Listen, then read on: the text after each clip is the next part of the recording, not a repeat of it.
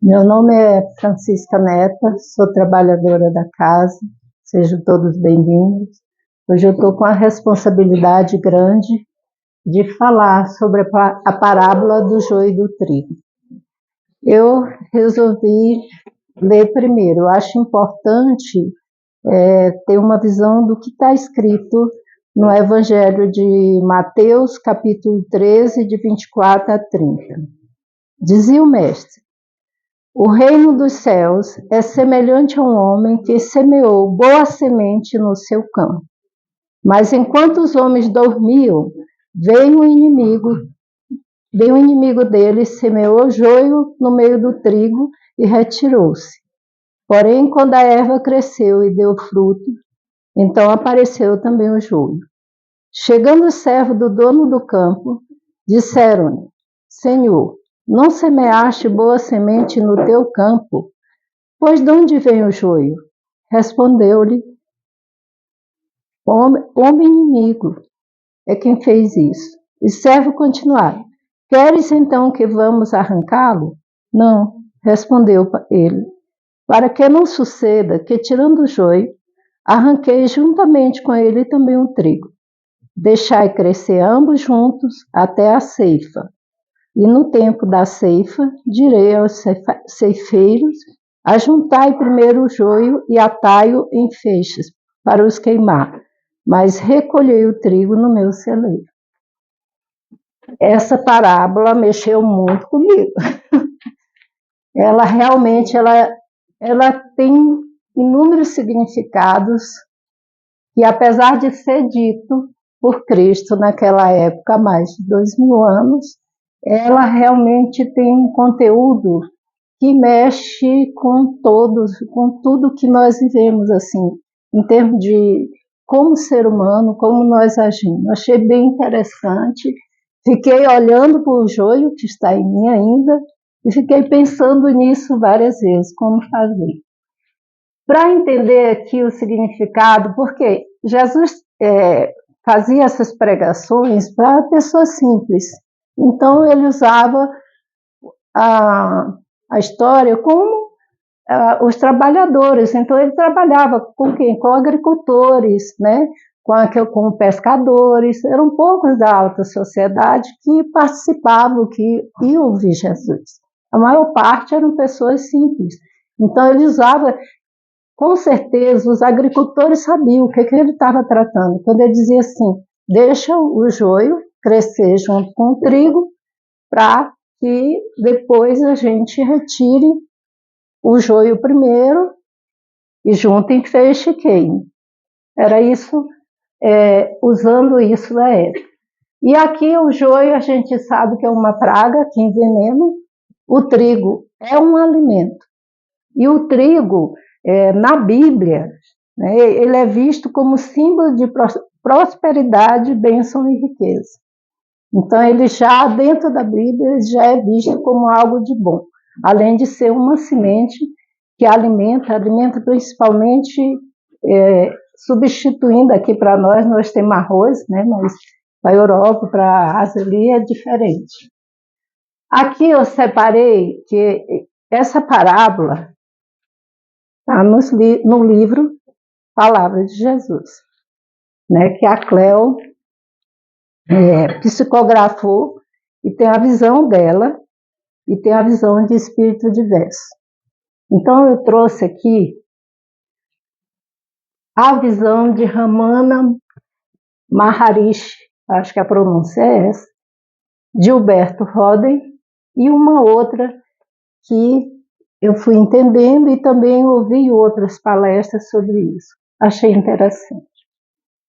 Então, na visão da Ramana, ela fala que o trigo, ele é a doutrina de Jesus, né? Que ele vem semear a boa nova para nós. Ele traz, né, essa boa nova de amor, de acolhimento, do bem-estar, de como é o reino de Deus, como ele está aberto a todos e não só para os eleitos, né, que tinha os eleitos até então, O judeu era o povo eleito de Deus. Então, o que não era mais só aquilo, era para todos. Então, ele traz essa boa nova. Essa é a visão de Ramã. E o inimigo? Quem são o inimigo? Quem é o joio dentro dessa parábola para ela? Bom, para ela o joio é aqueles que combateram a doutrina, que combateram Jesus desde o início. Aqueles que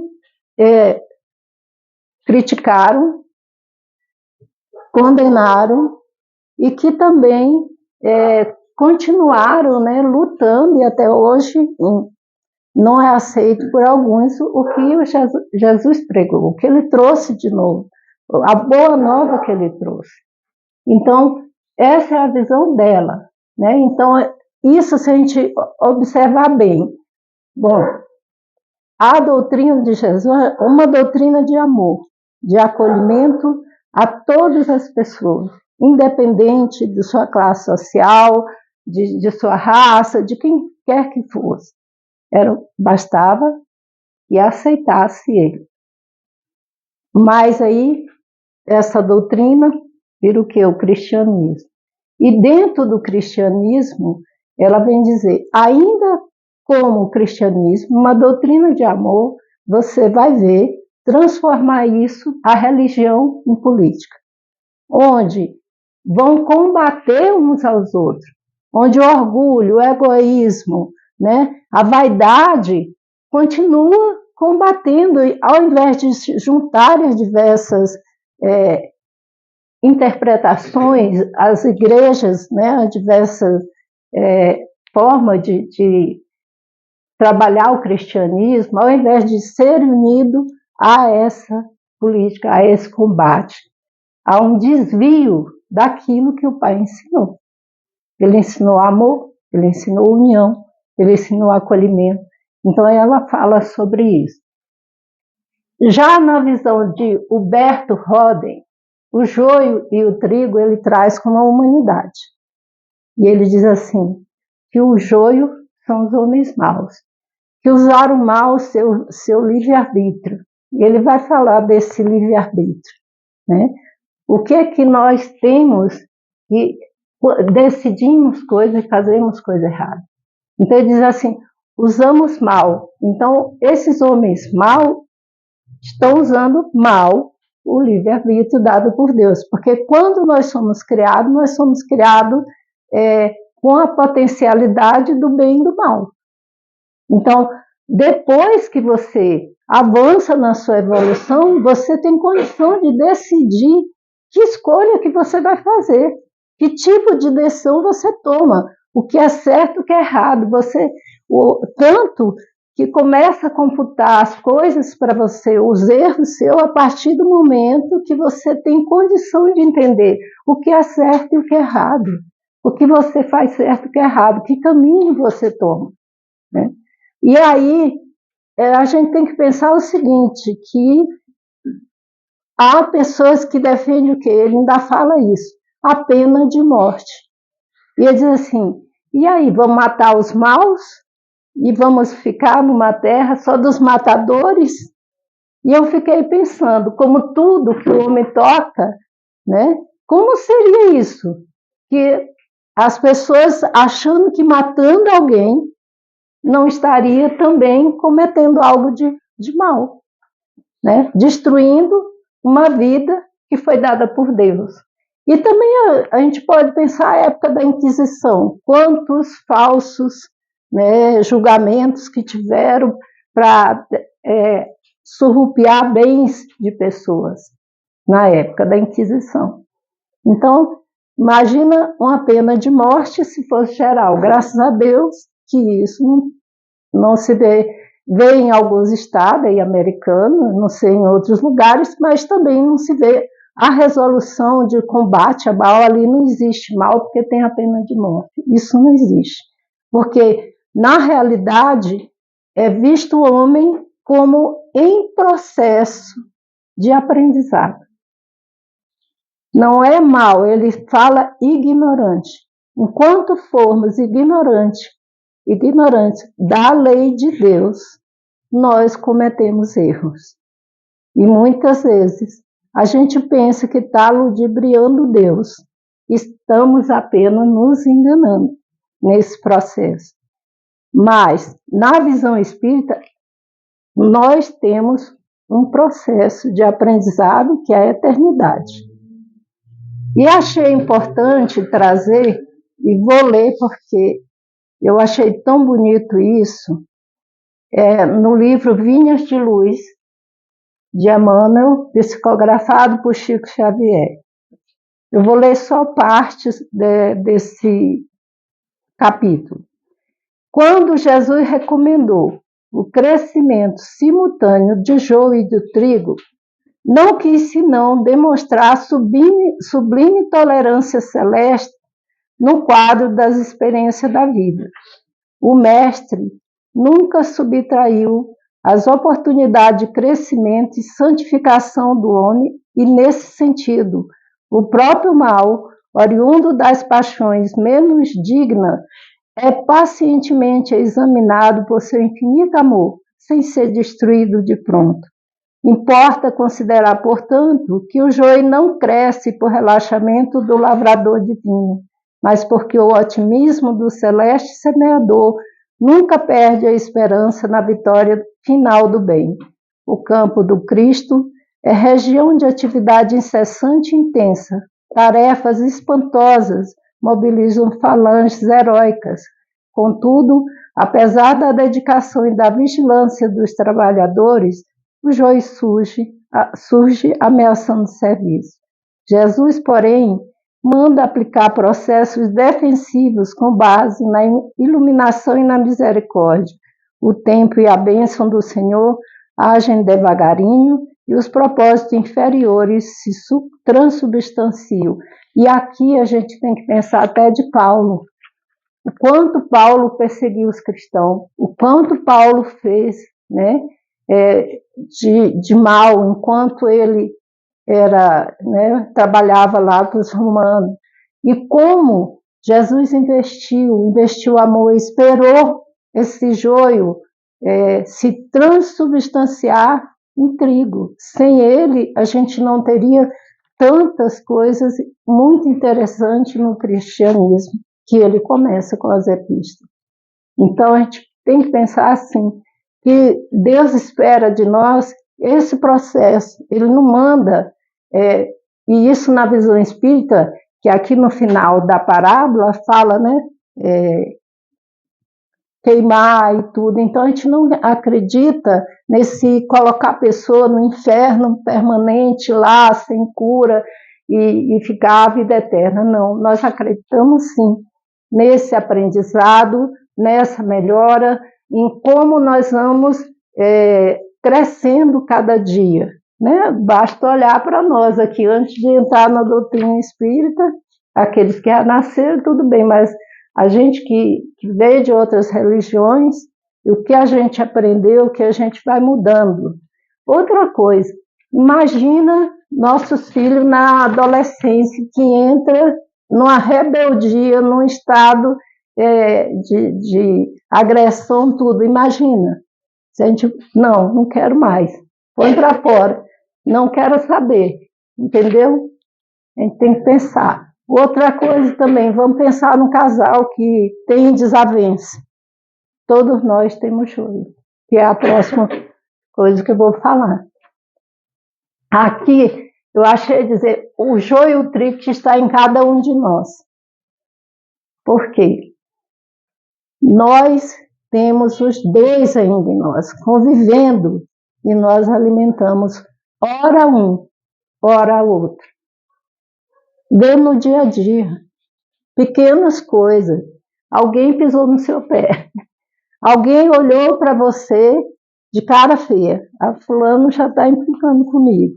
Ou alguém que a gente percebe no trabalho que não gosta da gente. Ou na família, não vamos longe, na família. Irmãos, marido e mulher. Né? Então, pai e mãe. Minha mãe hoje não está boa. Então, a pessoa. Então, tem momentos em que nós estamos alimentando esse joio em nós. e tem momento que nós estamos cultivando o trigo. Então, o que a gente precisa ver é o quanto eu estou alimentando um ou outro. E é essa atenção que a gente deve ter. E eu achei interessante falar um pouco sobre Viktor Frankl, Em Busca de Sentido. Esse livro dele, ele é um neuropsiquiatra, parece que é isso. Esqueci, sou ótima nisso, se eu não anotar. A memória é fantástica minha. De vez em quando ela passa uma borrachinha. Mas vamos lá. Ele escreveu, ele é um judeu que passou por 3 campos de concentração. Então, ele relata, além de relatar como ele já fazia terapia, então já atendia em hospitais e tudo antes da Terceira Guerra, e antes de prender o judeu, ele já atendia as pessoas.